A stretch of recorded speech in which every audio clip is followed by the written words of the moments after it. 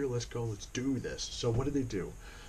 They opened up a bunch of dry cleaners, gas stations, and auto shops.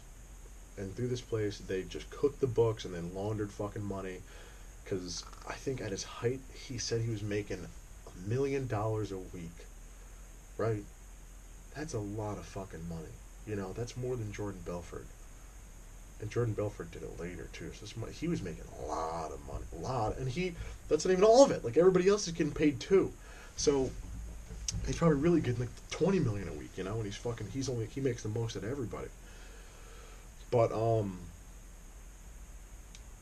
at his peak, he had like apartments in like Detroit, L.A., San Diego, Texas, North Carolina, NYC, like all these places.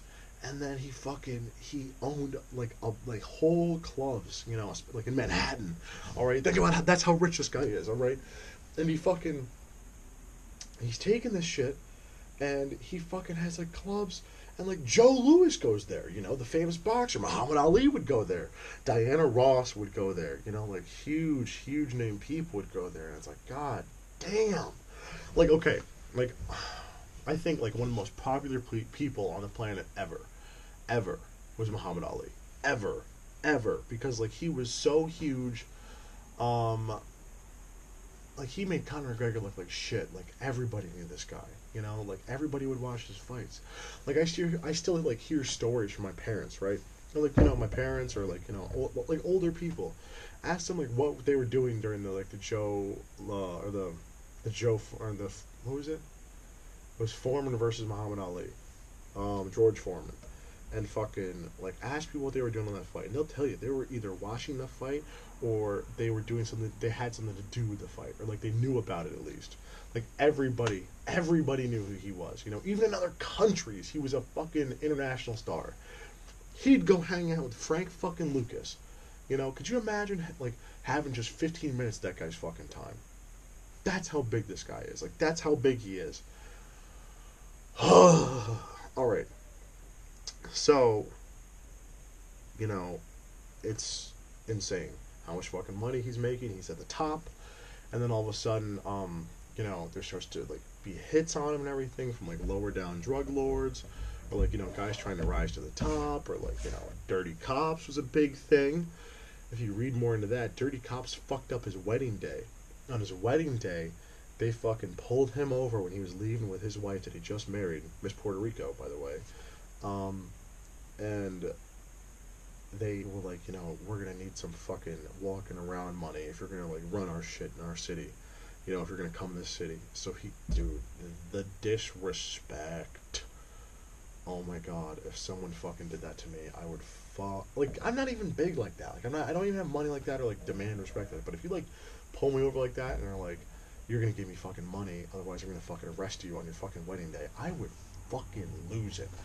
Um, he kept calm, gave him money. They went home. He was pissed. He was gonna go shoot him, but like his mom convinced him not to. But he also had a 1,000-acre farm in North Carolina where he had like 300 Angus cow bulls. I think it is beef cows. Yeah. Um, so like he laundered the money through that too. Like, and this is again like, can you imagine like how much fucking money 1,000 acres, you know, in like prime country, not even like, you know, like the backwoods. Um, okay, how did this all come to an end? Because obviously, if you watch any movie, you know, it comes. Any biopic like this comes to a fucking end where it's like, oh my god, they die and they go on like spectacular fashion. Like Scarface went out like that. Jordan Belfort kind of, you know, he went to fucking jail, but you know, movies like that. Rocky, I know it's not fucking real, but still, I hope it is. Um, his cousins, his cousin's cousin or something like that, you know, got fucking arrested for attempted murder of his wife or his girlfriend or whatever, and Richie Roberts was the arresting officer. Richie Roberts was doing years and years of research on fucking Frank Lucas. He was really trying to catch him. So he gets arrested by him, and then he just starts fucking He's like, I will fucking put you in jail for attempted murder and this and this if you don't tell me what the fuck is going on. He's like, I'll put you in the worst prison in the world if you just tell me what's going on. So he fucking gets him to rat on his entire family. Oh, what a piece of shit. Oh my god. So he rats on everything, alright? The whole operation gets brought down by Richie Roberts. You can go watch the movie. There's a huge gunfight. It's insane. I think he originally got like life in prison or like 30 years or something like that. But he got it reduced down to like 15 because he sold out. Frank Lucas, you want to talk about a fucking rat. Frank Lucas ratted, as soon as he went down and he knew he was going down, he ratted out the entire Italian mafia. He ratted out other gangs, like things like this, like where they were laundering money. And he just fucked everybody, so he got it reduced to 15. So he got released in, he got arrested in 1975 and he got released in 1981. So he only served 6 years. Later, so like that's not even a long time, but later in 1984, he got arrested for trying to sell. It was an ounce of heroin and $13,000 for a kilo of cocaine. And he got arrested for it. I think it was an undercover cop, and he went back to jail until 91. And then he got released, and he actually befriended Richie Roberts, and they were like for friends for like the rest of his life. Richie Roberts is actually the fucking godfather to his son. It's weird how that works, they're both fucking good guys. They're good, smart men. How about that? And they're just on the other side of the fucking U-Ball. I mean, the respect, like that's the whole point of this month. It's like, black excellence, black people that shine really bright, or still do.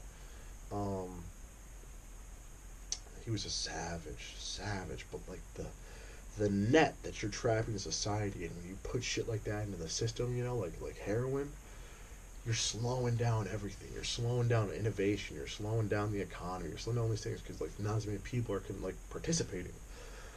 So you're truly like a terrorist, and not to mention you fuck people's lives up horrendously,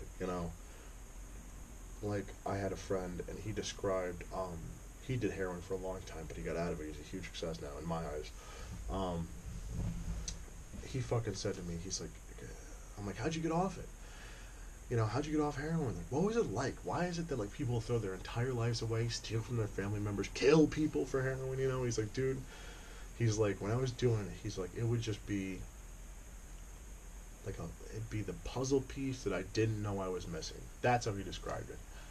And like obviously I get high for this, like you drink or whatever, you do what you do. But like, I've never felt like I was missing something. I never felt like it's like, oh, this is part of me. He's like, dude, it was just part of me. He's like, I never thought that I'd ever live without it after that. Wild.